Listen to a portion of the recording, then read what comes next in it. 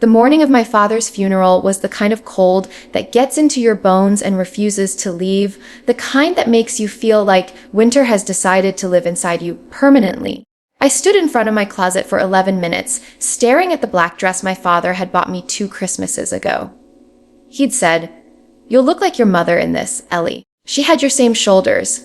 I'd never worn it until now. Those words, so small and offhand when he'd said them, now carried the full weight of everything I would never hear again. Ellie Hargrove, 26 years old, only child of Thomas Hargrove, retired architect, collector of jazz records, terrible cook, the best man I had ever known. He died of a heart attack on a Tuesday, which felt wrong in a way I couldn't explain. Like terrible things should at least happen on Fridays, when the week has already ground you down and you're braced for disappointment. Tuesday felt like an ambush. Sandra had planned the entire funeral without asking me a single thing. Not the flowers, white lilies, which Dad had always said smelled like hospitals and made him vaguely sad. Not the music, a hymn he'd never once hummed in his life. Not the casket, not the photograph on the program, not the venue. She had swept in with her clipboard and her grief, performative pearls, and arranged everything with the quiet efficiency of a woman who had been waiting a long time to be the only one in the room. I'd told myself for 7 years to be fair to her, to give her the benefit of the doubt my father clearly had.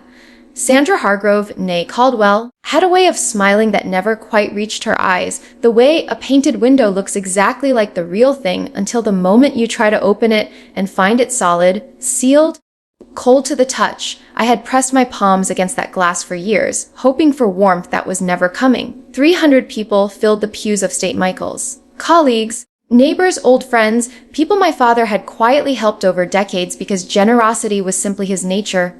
Not performed, not announced, just done. Uncle Garrett sat beside me, his hand finding mine every few minutes, the only real warmth in that entire freezing church. I held onto it like a rope.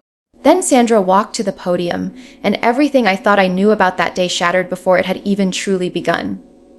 I didn't sleep that night. I lay on the bed in my childhood room with the ceiling doing nothing useful above me, running Sandra's words through my mind on a loop that refused to stop.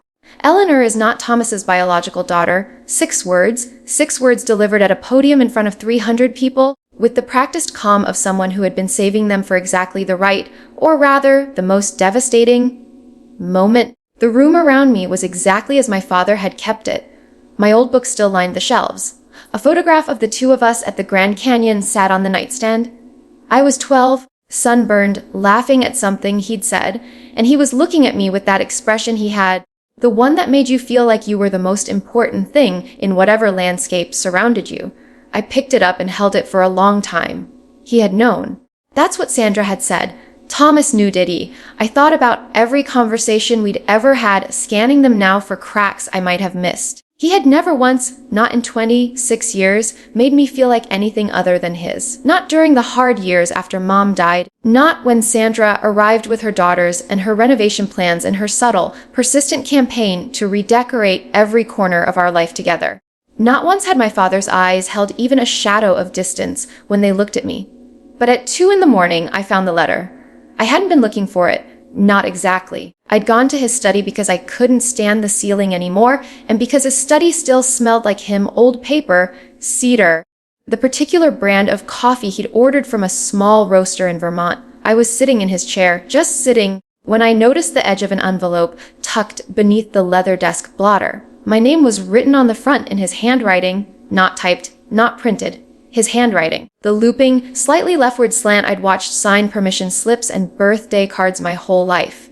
Inside were 3 pages and a smaller sealed envelope labeled, for Douglas Wren, to be opened only if Sandra speaks first. My father had known she would do it. He had known, and he had prepared.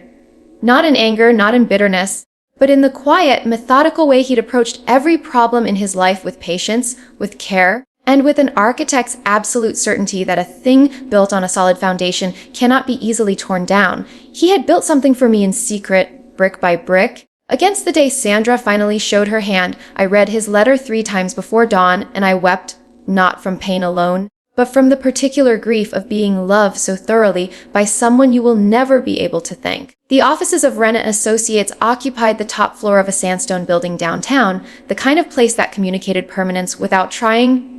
Dark wood, tall windows, the faint smell of lemon polish and old money. I arrived at 8:45.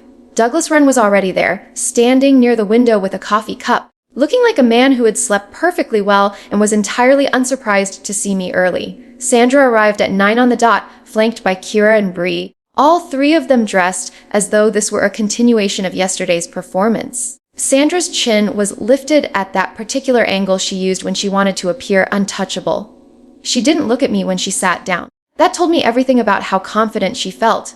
There were others, Dad's accountant, a representative from his firm, Uncle Garrett, who squeezed my shoulder as he passed. When everyone was seated, Douglas Wren set down his coffee, opened his briefcase with a quiet, deliberate click, and placed a thick document on the table. Thomas Hargrove's last will and testament, he said simply, was amended 14 months ago. I will read the relevant sections. Sandra's lawyer, she had brought one, of course, leaned forward. What followed was the most methodical dismantling I have ever witnessed.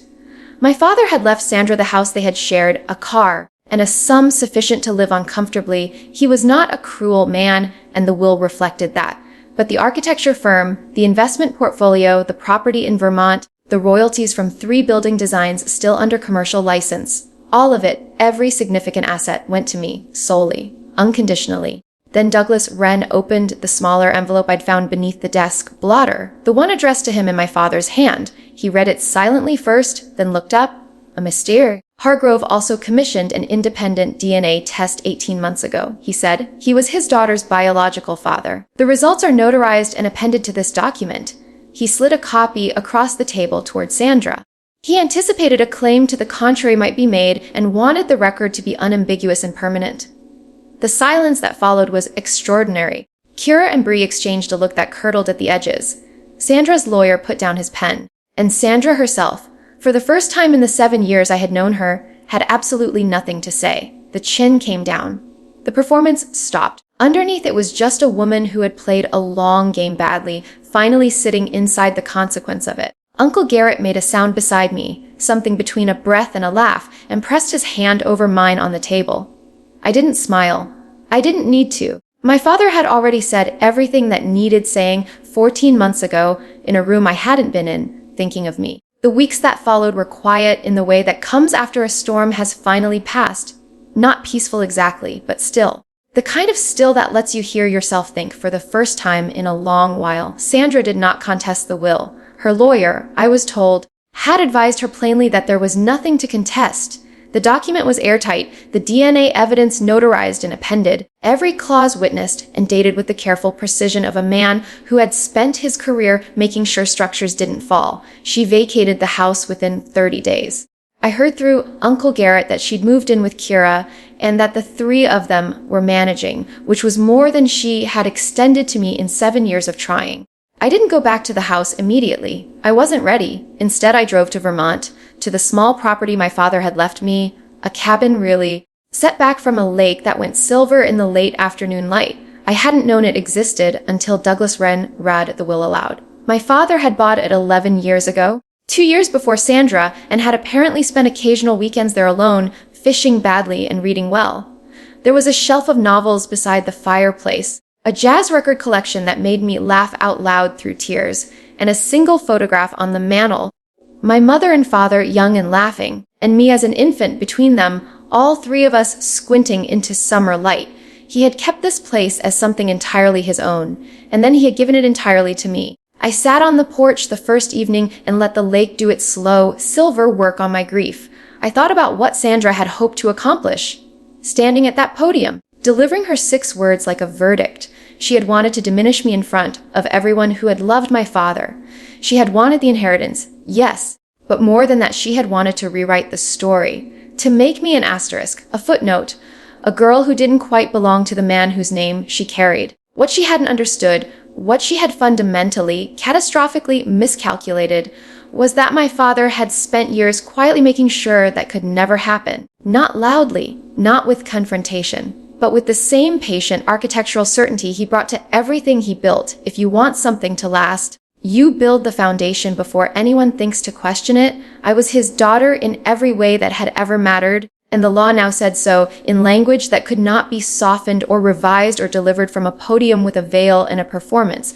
The apology never came. I had stopped waiting for it before I even left that law office. Some people are not built for apology. They are built only for advance and retreat. And when retreat becomes the only option, they simply go quiet and regroup. Sandra's silence was not remorse. I knew that, but it no longer required anything from me. What my father left behind was not just property or money or a notarized document. It was the clearest, most permanent declaration of love I had ever received, constructed in secret, delivered after his death, designed to protect me from exactly the cruelty he'd seen coming and hadn't known how to stop while he was alive. That was the one H that remained, that he had carried the knowledge of what Sandra might do and had borne it quietly rather than confront it, perhaps to keep the peace, perhaps because he was a man who expressed his deepest feelings not in words but in architecture, in things he built to stand long after he was gone. I forgave him for that, sitting on that porch, watching the lake go dark, and I kept every single thing he left me, not as a victory over Sandra, but as a promise to him that I would use it well, that I would build something with it, that the foundation he'd laid so carefully, so lovingly, so quietly would hold something worthy of the man who made it. The jazz records I kept in Vermont, the Grand Canyon photograph I put on my desk, and every morning, in the particular slant of early light through a window I now owned, I thought of a man who had looked at me like I was the most important thing in whatever landscape surrounded him. I still was. The paperwork just finally said so.